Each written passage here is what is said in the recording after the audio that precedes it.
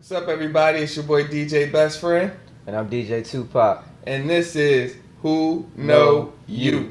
Hey, it's not what you know, it's Who Knows You podcast show. Starring your two livest hosts in the DMV, DJ Tupac, coming diverse, and DJ Best Friend. Put your hands together for Who Know You. All right, so our last episode we had talked about a vegan diet, and we even we had a cooking special. So I hope you guys enjoyed that. That was pretty dope, right? Now we are into what we into, Tupac. Old school versus new school, general conversation. Speaking on some things from the past, present, and future, basically. And, Right. Just wrapping our minds around some things that people might understand or might not understand. So, Right. we here to bring a clear vision on everything in general. Yep, absolutely. What you want to get started into right now, Tupac? Because I'm looking up right now to make sure we on point.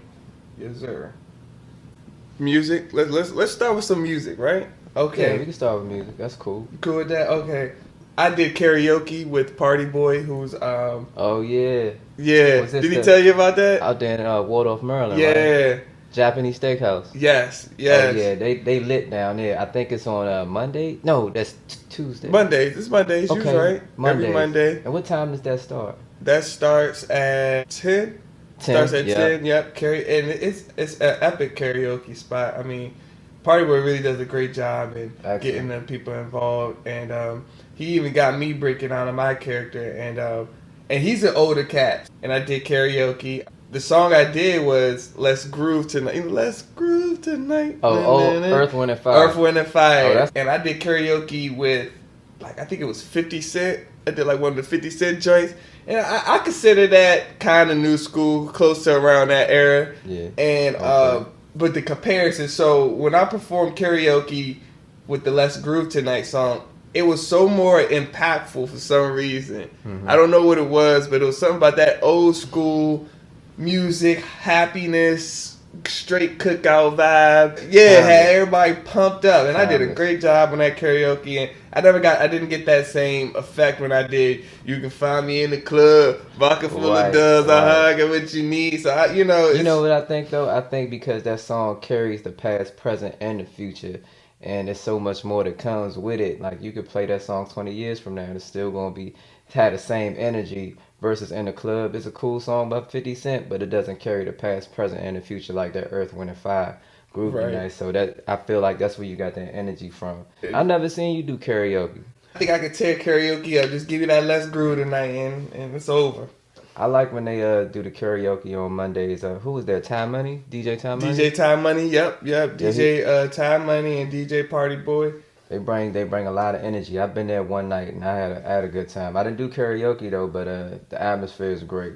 Y'all should go check my boy Party Boy out. I feel like it's that old school, new school vibe, because Time Money's young and Oh, Party yeah. Boy's old, so it's like you're not missing Nothing. nothing. I think old school and new school does great together than they do versus each other. Yeah. I don't know. Yeah, you gotta have that bridge. I want to say a little bit of time before we started doing this show. Me and my DJ Best Friend, we had a conversation about Biggie's and Tupac's death. I could say how I could remember so clearly when it happened. The Right. energy that was going on at that time was just big. And then when those two guys got murdered, it kind of like the energy went down in the culture. And I think that's where the bridge had got blown up. So when you got to the 2000s, it was a lot of kids of that younger generation that really weren't too familiar with Tupac's and Biggie's music, familiar with the names but not the music and the vibe. So I think that's where you kind of got the disrespect from, with the what's his name, Lil Xan X or something like Yeah, that. Lil Xan, saying wild stuff about Tupac, and I'm like, if he knew Tupac's music and the vibe, you could never disrespect the legacy. I think it of was that Lil man. Yachty. Was it Lil Yachty? It was one of the Lils. There's a lot of Lils out there, so Not Lil Wayne though. not Lil Wayne. Maybe his sons, but not Yeah. Wayne. Yeah. I don't think we should ever disrespect either culture. You know, the young culture has its own way, and that kind of gets, you know, kind of like technology. You know, we all from the area. I'm from Northeast DC, and when I was coming up, we had slang words. I could say when I was in elementary school, which was back in the early '90s, and we had slang like we would say, "Youngin, what's up, youngin? What's up, Joe?" The person name didn't even have to be Joe. They'd be like, "Stop playing, Joe." And then 2000s come along, and a lot of youngins started using the word son. And when I started hearing that in DC, I was kind of disappointed because it sounded like New York slang or New York lingo. And I'm like, everybody has their own, you know, stay in your lane. You in your city, use the slang that's of your city. Right. How did we get that?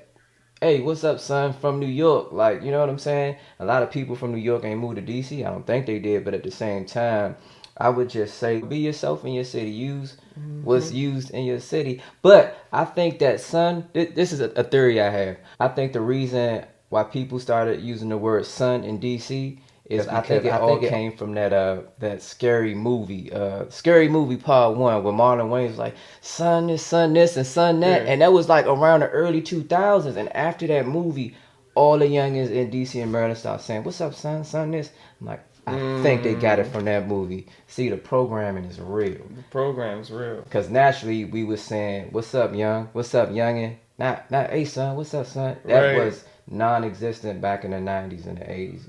And we got that from, like, the little corner stores, I think, because, you know, a lot of Chinese people, like, young this, and like, what's up, young? Right. Yeah. Young was literally the DMV's headlining slang word. When people came out, people used to know, and it was so cool because it's like we had something we could look forward to.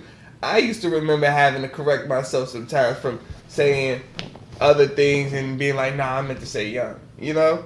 And it was dope. Yeah, like young used to be my word. Like that was the word that I was saying because I knew it represented the DMV. The area, most definitely. I know back in the day though, they instead of saying the word fuck, they would say the word funk. Right? What decade was this? I think I know what you're talking about. It was back in the 70s. That's what I was thinking. That sounds about right. I think Prince was doing that a lot. I'ma funk your ass up tonight. Yeah, that song throws me off every time I hear it because I'm almost 100% sure that word should be bleeped out because he says funk and it's almost perfectly of saying the other word. Do you want to funk tonight? Do you want to funk tonight? And you know what? We use the words to degrade more now. And back then, they used the words to kind of get away with life. You know, maybe because back then, you know, they were just breaking through racism and so segregation and all that. I remember phones when they had the flip phone, the phone in the car with the numbers on the back of the phone instead of on the other side. And, you know, the iPhone 11 is about to come out, or it's already dropped, matter of fact. And I looked at that thing, and it has 3 different cameras. They have a big-ass billboard up on RFK Stadium in Really? D.C., if you know the area.